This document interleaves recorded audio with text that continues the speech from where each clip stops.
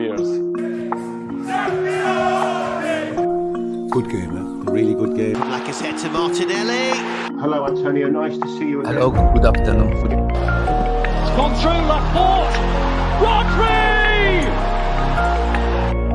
Dieser Lewandowski-Auftritt sorgt für Wirbel. Looks like you lost another one.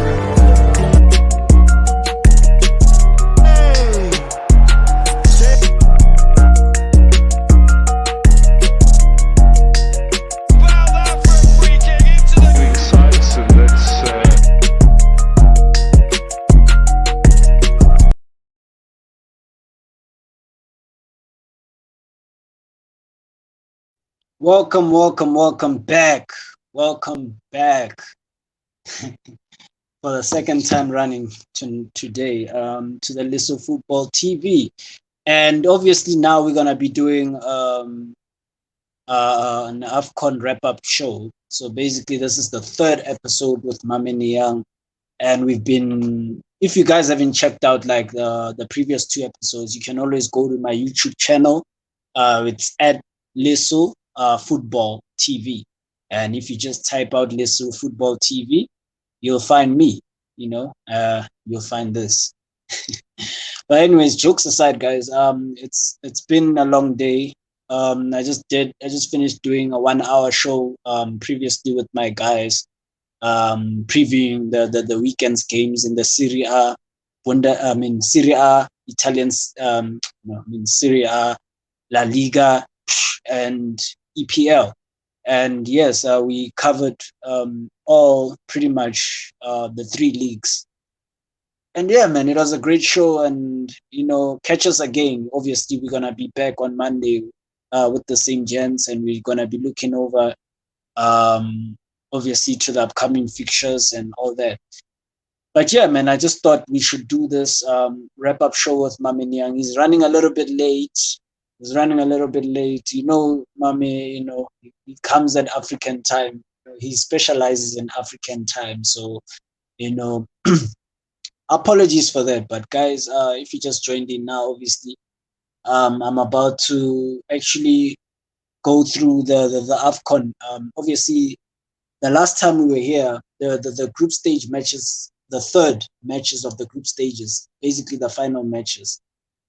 They were coming to a close. There was only two matches already played. There were already two teams that already, in fact, there were already four sides that already qualified from the two groups. So it was Group A and Group B.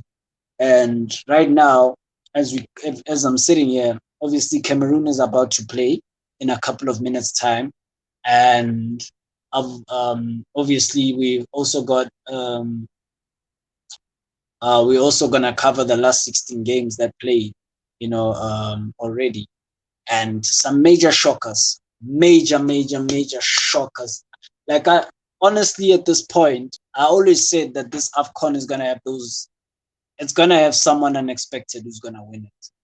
I've always said this, and people who are betting and who are sitting there and thinking that it was gonna be an easy prediction. It's very hard, guys. Afcon is very hard to predict, and I said that there's gonna be dark horses, and I'm just waiting for Mame now. He'll join me just now.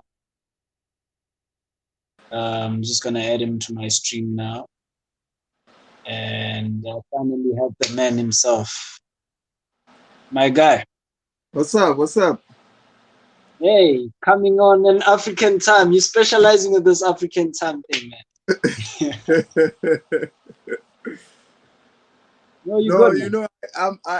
I get confused by the 1 hour 1 hour difference. I'm still thinking we are same hours. I forget sometimes as well, man. But I hope you're good, man, and things are okay on your side. Yeah, man, I'm good. I've been just checking the results now, and it's crazy that how's the Afcon going now. Yeah, no, but I told you that this thing, I didn't think it was gonna be straightforward, because I always saw that there's gonna be an unexpected team that's gonna cause problems. I've always said this. it looks crazy. It looks crazy how things are going right now. But it looks like the repeat of the 2012. You know, when Zambia won. Mm. So Yeah, no. but let's hope they are still three of the favorites are still there. So three of the favorites are still there. Mm. I predicted Morocco and Cameroon and Nigeria. One of my prediction was wrong. Yeah. And I was actually shocked by Nigeria results, but that's how football is. You know, that's the beauty of football, man. Yeah, and like you spoke about, you said you spoke about Burkina Faso being one of the dark horses. It can be possible, eh? Yeah. Because they look very strong. They look like a strong outfit. But yeah, it's things can happen, eh? Anything can happen. Anything can happen. Let's just hope. Let's just wait and see. Hopefully the host nation can qualify today. Yeah. Because it's always good to have the host nation in the tournament as long as possible, because it brings that vibes of the tournament. It gives the tournament vibes another dimension. But to be honest with you, I wasn't impressed. I wasn't impressed with Guinea. I felt even Senegal. I wasn't impressed with Senegal either, but I felt like Guinea could be taken out by a small team. That I felt it. Yeah. I wouldn't bet on Gambia, but yeah, well, they did it. No, man. It honestly caught me off guard as well, to be honest. But you know, it is what it is, and especially I had high hopes for Nigeria, and you know, Nigeria just let us down. Yeah, Nigeria disappointed a lot of people, because for me they wouldn't go out so early, at least semifinals or losing to the final. But I'd never expect Nigeria to go out in the last 16. But that's just how it is. That's how football is, you know. Did you bet, by the way? Then you know the margin. No, I don't bet. That's the problem, because of my religion. I don't bet. Yeah, okay, that's a good thing, I guess. You know, 10 years ago, the margin between the big African nations and the small ones was very big.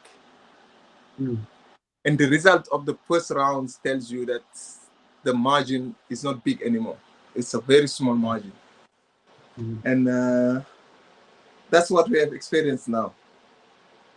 Do you think it's because of the quality of players dropping, you know, as compared to the past? Because you know, these big nations used to have like a studded squad, basically, and nowadays, compared to what they have, it's no longer, you know, as you said last time, we're no longer producing the kind of players we produced a couple of years back. And that is why maybe the smaller teams have somewhat breached that gap between, obviously, between them and the bigger nations.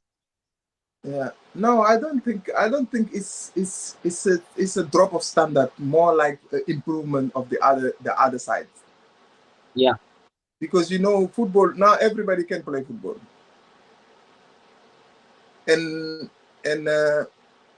complacency comes also to the plate, because when Nigeria plays at small teams, they will think we are the powerhouse of Africa. These ones, we're just gonna wipe them off and think of the next one. And a football game is never won until it's played. You can't win a football game before you play. That's impossible.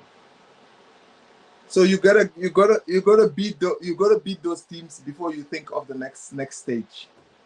And if you see the small nations of Africa, they don't have the players playing for Liverpool or playing for Manchester City or Chelsea.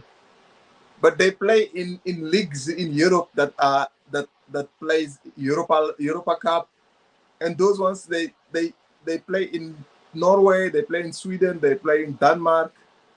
Those are small leagues, but nevertheless they are leagues that have quality. Yeah.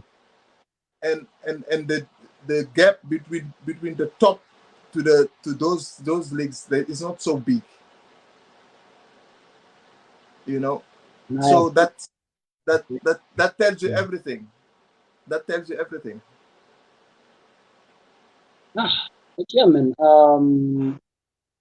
By the way, what happened with because obviously, you know, we're looking at the last 16, but you know, there's some games that shocked me in the group stages. Obviously, Ghana being we've already said about Ghana that it was shocking that they were out.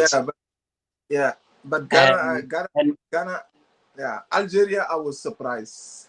yeah, even Algeria. I was about to mention Algeria, I was surprised. Ghana, to be honest, I wasn't surprised because I don't think Ghana is the Ghana we know. Yeah. This Ghana team, normally when you play Ghana, teams are like shit. We have Ghana. It's Ghana. But nowadays, this Ghana team doesn't. I don't fear this Ghana team as I used to fear Ghana teams. This Ghana team almost has nothing. They rely on the Ayew brothers to make a difference. And I don't think that the Ayew brothers, they are like their father was. You know, they're not into that standard. I don't think they're into that standard their father was. So I always doubted that Ghana would. I wouldn't say they should be out in the by the first round, but I wouldn't think they would go further than the last 16. I never thought of that. I mean, we also saw how it happened with SA. You know, I felt SA was robbed, and I felt SA should have been in Ghana's position. But bottom line is what was done was done. So there was nothing that could be changed out of that. So, but I was not impressed with Ghana at all. Yeah, and especially when you look at the way they qualified, it was already they I feel like during the qualifiers as well, they weren't very impressive. I wasn't really impressed with Ghana. I thought they just made it, but then that's about it. I thought they were just lucky actually. Yeah. And they were favorites. They were favored. But I never thought of Ghana going through anyway. Which I was right about. But but the good thing is Africa is showing us that, you know, anything is possible in football. As long as you believe it. I always use the lion as an example. Because there is a say that say the lion is not the smartest animal in the jungle. The lion is not the strongest animal in the jungle. Because the smartest is the monkey, the strongest is the elephant. And lion is not the tallest. The tallest is the giraffe. But because why is the lion king of the jungle? Because of his attitude. Every animal fears the lion because of how he comes to the plate. You know, his behavior defined him and set a standard to the other animals. Yeah. So I always take that and take it to football. It's always how you behave, how you conduct yourself as a team and as a footballer. Yeah. That makes you a leader. You understand? Yeah. So it's just like when they say, You were saying? So that's just what's happening, because the teams, they come to the games believing they can take out the big teams. They can, the small teams believe they can take out the big guns, and that's what's happening. I think mentality is very very much it plays a huge role, I think. And I think It's a when big you factor. listen to even like teams, they need to feel that you guys are going into games and you want to win. Yeah, They need to have that fear that you guys are not going to drop your guards. You're going into a game and you're going to crush. You want to crush.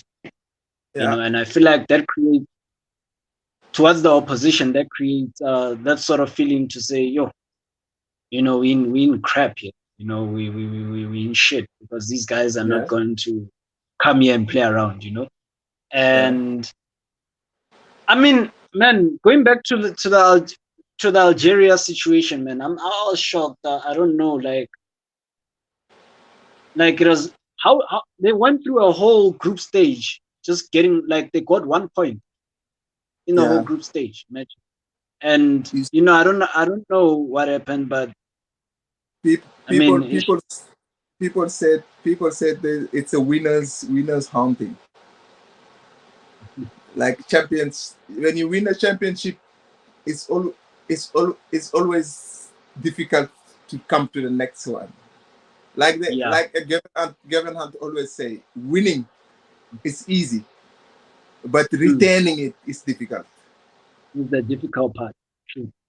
It's because when you retain it, that's what makes you champions. That's what makes you real winners. To win a league is very easy, but to retain the league, that's the difficult part. And in Yeah. Algeria's case, it was no difference. They came to the Afcon thinking they're gonna just swipe the teams in front of them and just go all the way to the final. But they came with a shock. Teams that you never thought would get a point with Algeria, like Sierra Leone. Sierra Leone is a country in war, Yeah. There's a lot of things happening there, and all of a sudden they're the one getting points from the defending champion. So There were the dark horses in that group. they were the dark. I was actually shocked they didn't qualify, because they played they get a point out of the two best teams in the group, only to lose to the weakest team in the group. That I didn't understand. Yeah, that's the problem. Things I happen. think, yeah, you see that's the challenge with the small teams, because when you come to a group where you feel like that if you get 2 points out of the two best teams, you should be able to win the last game. But they didn't approach that last game well. That's the problem. They approached it in the manner of, okay, now we draw with the two best teams, we're gonna beat the last team, the weakest team. That's where they got into the shot. Because, like I said again, you never win a game until you play it. And they just let their guards down, I think. They let their guards down. And they just froze. I feel like they just froze, because that last game was so bad. Hey, man. But obviously, your game, I think, is playing tomorrow as well. So our game is tomorrow, and I'm nervous. I'm like so nervous, because I know Senegal played Cape Verde before. Yeah. And they beat Cape Verde in Dakar, and they draw in Cape Verde. But Senegal look like a dominant team against that team. Yeah. But it's a tournament, man. It's not like the games you play in the Afcon qualification, and you just go and wipe the team off. Yeah. You must know you must know one thing in Africa: the teams that are like that are Portuguese colonies. Yeah. Your Cape Verde, your Equatorial Guinea, your Guinea-Bissau. They have similar type of style of play to Brazil and Portugal. They're always very sound technically. These are the type of teams that can always keep the ball away from you. And if you're not willing to work hard or chase, you're not gonna win the game. You're not gonna win the game. Yeah. You're not gonna win the game. So it's an interesting game. I would love to see Senegal go through, but it's not gonna be walkover. Yeah. No, this is a very interesting game. They lucky. Senegal is lucky that they haven't conceded one goal. I think it's the only team that hasn't conceded, right? I think it's the only team left. Yeah. If I'm not mistaken, Senegal is the only team. Cameroon conceded, Morocco conceded. Yes. Every other team conceded. Senegal is the only team that hasn't conceded. That's where. Huh? It's the only team that hasn't considered a goal. So. Yeah, that's where I give them a chance, because defensively, they look solid. Like the 3 games I watched of Senegal, I didn't see the opposition has huge chances, 1v1 with keeper and stuff like that. I haven't seen that. But obviously, when you go to the next round, you will be tested. Yeah. When you go to the next round, you will be definitely tested. You'll find strikers that are better than the ones you played with against. So. So it would be interesting to see. I actually have the Cape Verde captain. He was my teammate. The captain was my teammate in Cyprus. So I'm really looking forward to watching that game. I'll definitely be cheering for you guys, man. As well. Yeah, I think if Senegal managed to win that game, they will come with a huge confidence towards the quarterfinals. You would see a different team. Yeah. You would see a different team. I think even the coach will be a little bit more confident as well. He'll be a little bit more adventurous. That's what I think. If he I agree. I agree. I totally agree. Yeah. I totally agree. They just need to play the game how it should be played. Not complicate things. Try to play forward. When they lose the ball, they must regroup. They must regroup, because those kind of teams they will hit you on the counter attack. So it's important that when you lose the ball, everybody runs back. Not jogging, not walking. That's simple. Regroup, get your 11 back behind the ball, and see what they're gonna do. Because Senegal is a type of team that can always hurt you in the counter attack. Yeah. No, because we have Sadio in the team and a couple of more that are quite quick. So it will be interesting to see. And I see now we got Egypt in the World Cup qualification. That's gonna be a thrilling tie. Yeah. That's what I was also thinking. Salah and Mane facing each other. That's gonna be exciting. Yeah. Let's hope the coach is a little bit more adventurous against it. Yeah, he has. Because I feel like Egypt can be goated. Like a lot of teams that played Egypt that during the tournament, like I feel like teams that were more attacking had more of a chance than teams that set back. You understand? Because I feel like their defense is not that good. If you have noticed, like it's just that they have a well organized midfield. I think that's what prevents a lot of teams from taking chances. Also, you must know they have a good coach. Egypt. Yeah. They have a good coach, and And me, I don't rule them out. They're not gonna win it. Egypt won't win it. But they are a team. How can I describe them? They have a special player in their team, and that's very important. That can make a difference. And they are very organized, like you say. It's a team that's not easy to break. You're not gonna just come and go through them and shoot and score. It's not gonna happen like that. Yeah. You gotta every goal you score against Egypt, you're gonna work hard for it, very hard for it. So it's gonna be interesting. It's gonna be interesting to see. Yeah. I feel like Cameroon is gonna go through because definitely. I think they will go because through. all the problem Comoros have, not having a keeper and stuff like that. I heard that they trying to play the third goalkeeper or whatever. So that's gonna be a big challenge. But well, let's hope and see. It's good. I think Cameroon will go through. No, Cameroon will win. No, Cameroon will win. Yeah. Cameroon can't go out now. Cameroon, they will go to semifinals. They will go to the semifinals, at least semifinals.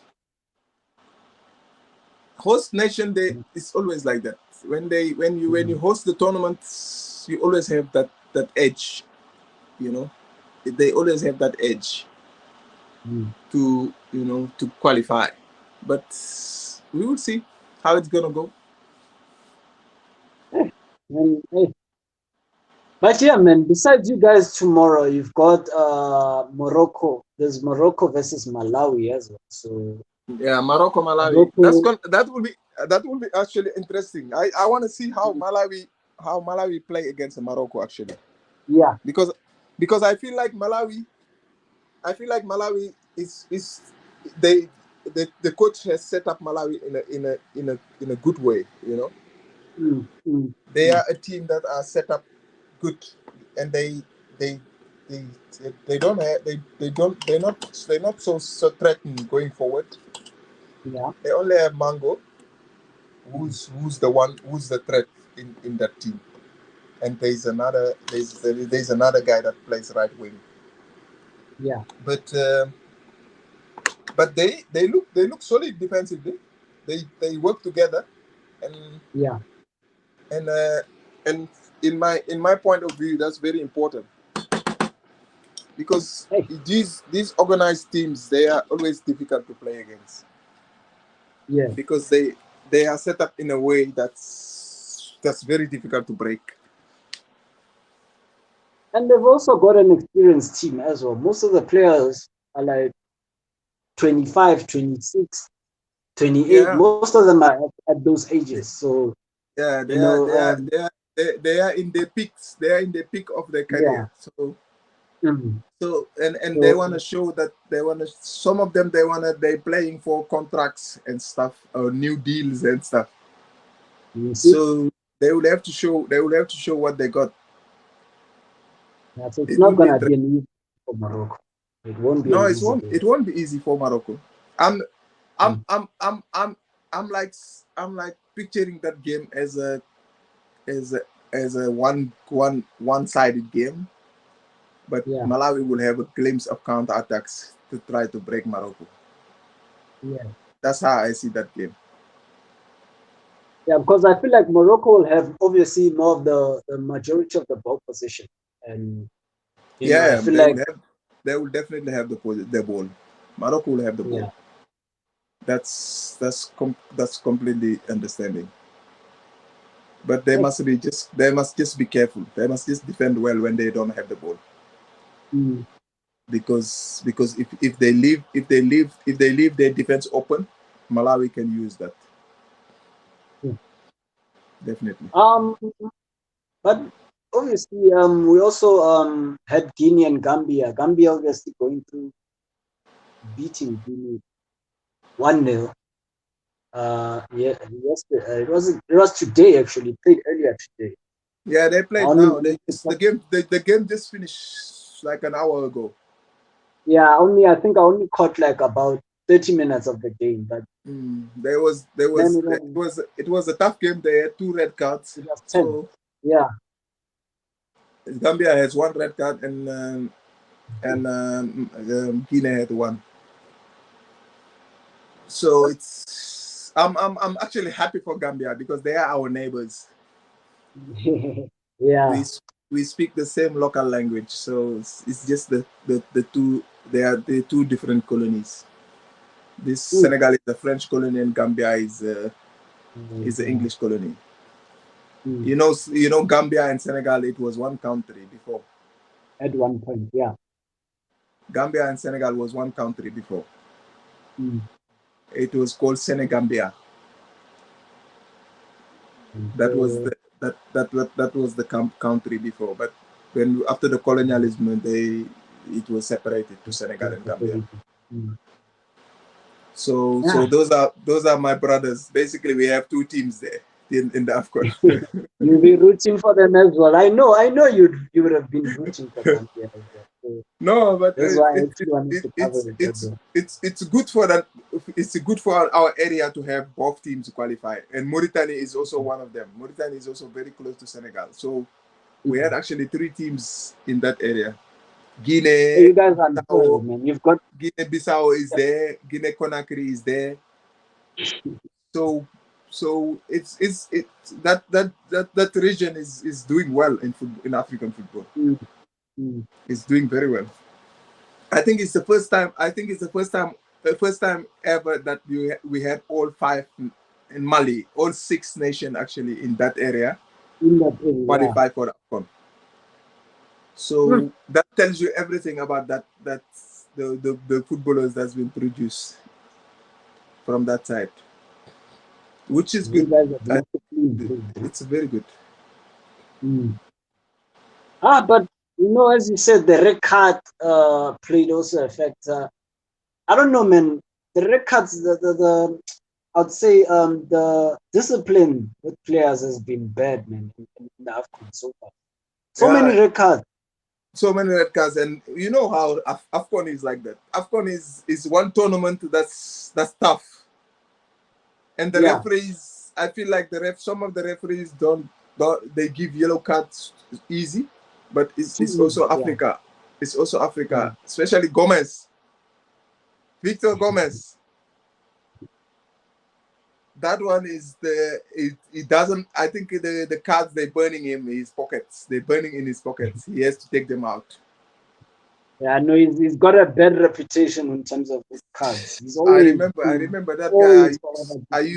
We used to have like the picture you had of Aurier, the Ivory Coast guy. I had the same picture with Gomez when we played, but I came face to face to him like this. That guy is like if you don't hold your thing, you're gonna hit that referee, because that referee he pisses you off. Oh, Victor Gomez. Yeah, no, it's frustrating, man. It's frustrating. He frustrates you. He frustrates you big time. I'm shocked you guys actually were able to keep your tempers in check, because when I was sitting and watching behind the television, I was like, nah, man. Sometimes you do it because you don't want to cost your team, Yeah. Because in the end of the day, he's the boss. The referee is the boss. Whatever he decides, that's what's gonna stand. So there's no point fighting him, because you're just gonna cost your team. You're gonna have the red card, and your team will end up with 10 men.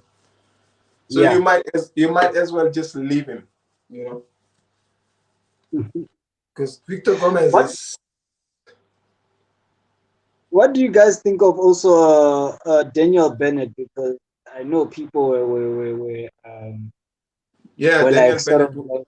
Daniel Bennett was one of those ones also. But I actually had a good relationship with Daniel Bennett. We had some clashes, but I felt like he was easier to control than Victor Gomez. Yeah. Daniel Bennett was also. I even forgot about that guy. It's good you reminded me, Daniel Bennett. I really need to get in touch with him actually because he was my PE teacher as well at that time. And we used to get angry at him because, you know, there was times where it was Chiefs and Pirates, and then he was the referee for that game. And then we were like, when he came back to school, during assembly, we used to boo him. We used to be on boo him because you'd find out that he would give Pirates penalties and stuff like that. You know, that guy. You know, we played. I think we played Black Aces. Yeah. Pumalanga Black Aces, and they had a player that just wanted to hurt me. Yeah. He was kicking me the whole game. So I came to Bennett. I said, you know, these things he's doing, I can do it twice. So if you're not gonna say anything or do anything about it, I'm gonna get nasty. He said, Nyang, take it easy. I said, okay. So there was the aerial ball that came. Then I just went to the guy like, boom, once. The guy was open, big, huge one. Yo. That if I do it now, it's a straight red card. No red discussion. Card, yeah. But he came to me and he looked at me and I look at him. I think my figure intimidated him a little bit, so he gave me a yellow card. Okay. Because I told him before that this guy's been kicking me and he didn't say anything. So he looked at me and I just looked at him in the eyes. Then he gave me a yellow card. You must see the reaction of the bench, of the opposition bench. They went crazy. That guy was taken out, get stitches. This game was over. But yeah, man. But you did well. He's actually reasonable. You did well by telling him that. Yeah, I told him first. I told him first. And then after the game, he said, I came to him to greet him. He said to me, "You got away from we won." I said, "Yes, I did." But I told you. Since that game, every time he sees me, before the game, he's like, "Young, take it easy." I said, "Yeah, tell them first." I don't start the thing. Tell them first. Yeah, man. No, man. No, it was those days. They were nice days, man. They were nice. They were good. And it was nice before the VAR came in and whatnot. You know, we always used to have something to say after the game. No, should have been an offside. No, it should have been this. You know, that ref was booking this guy, and so that wasn't a booking. You know, that sort of conversation. You see, the thing is we used to talk to the referees. We used to have that communication with the referees. I feel like nowadays the referees are too stubborn. You can't talk to them. When you come, they just tell you, go away. But the old day referees, you can talk to them. You can actually speak to them, communicate with them, you know? Yeah, a lot has changed because nowadays I think if you go to talk to the referee, it's a chance that you get a yellow card. Yeah. You know, they only want the captain. They only want the captain. Nobody else. Yeah. Nobody should come to them. That's like that's like you don't have to talk if you don't wear the armband. Simple. Yeah, man. But yeah, man. So far, would you say you've been impressed with the performance from the refs in the Afcon? Yeah, I felt like some of the games I watched, the referees they were all right. Some of the game, obviously, they always have hiccups. There are referees that will always, you know, go. They'll always mess it up. But that's just how we are humans. They are humans. They make mistakes.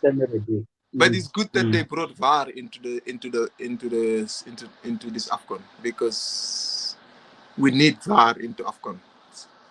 Penalties. I was actually impressed by the referee that ref the Senegal game.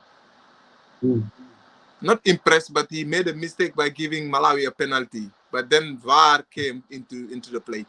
and which into the was very game. important because when you watch it live, you think actually it was a penalty. That's what I thought first. I thought, oh, that looks clumsy. But then Yeah. then I look at the VAR, then it looks like okay, this guy didn't touch him. There was there was no obvious contact. But See, fine margins, my guy. yeah, Fine margin. it is fine margin.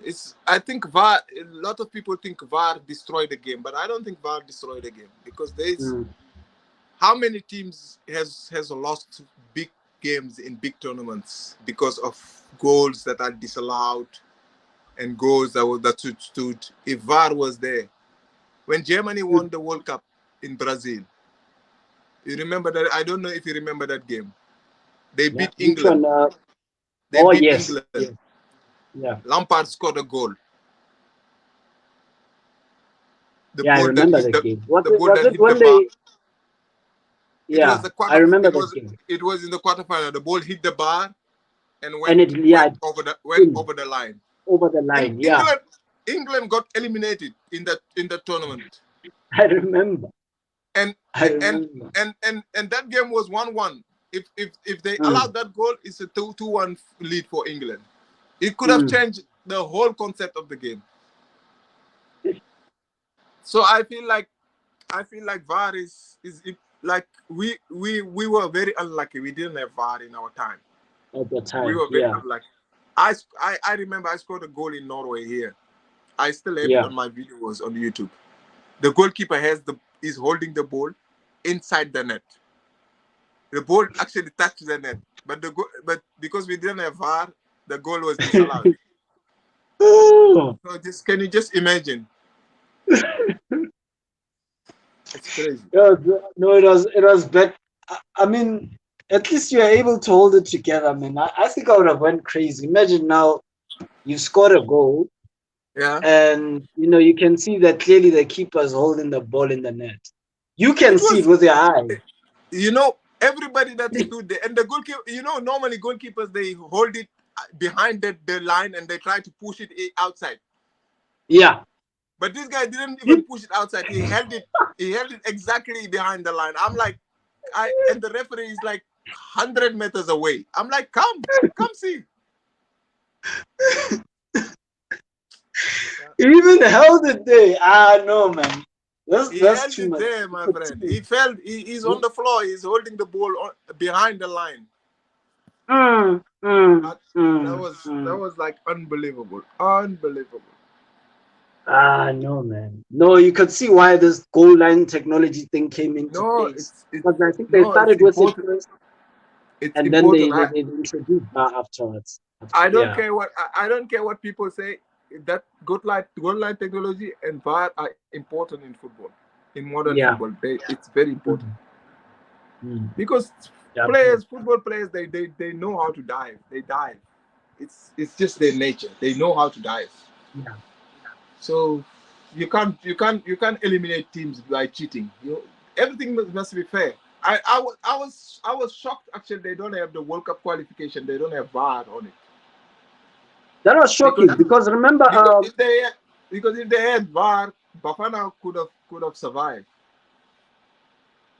But I'm shocked. Even the European qualifiers, like the Portugal versus Serbia game, where Ronaldo's goal was disallowed, it went over the line. But then the nobody saw it. The linesman didn't see it. The ball clearly went over the line. But then it was judged as the ball not crossing the line. And when you actually see the replay, even when I saw it the first time, I saw that it was over the line. I'm like, it's a goal. And they're like, no, it's not a goal. And now Portugal are now where they have to play a playoff now against Italy. They're gonna play a playoff against. I don't get it either. They bring VAR into the competitions, but they don't have VAR into the qualifications. That's what I don't get. That I don't understand at all. No, but then it's the inconsistency that bothers me, because in some games there are VARs, in some other games they don't have them. They don't. Yeah, they're not consistent. Yeah, they're not consistent at all. They're not. No. But let's see. So- Let's see what's gonna happen. Yeah, Let's just hope. we'll see what's gonna happen. So far, it's. I wonder what's the score with Cameroon now? Because I wanna actually check it out as well. Yeah, they started the game. I'm gonna watch that game actually. All right. Let me not get into that way. I also wanna check it out, and then we'll see how it goes with the Afcon. Yeah. Predictions. Before we go, predictions. You still think it's gonna be the same? You still think? Cameroon. I think Cameroon's gonna win it. I think Cameroon is gonna win today's game. Yeah.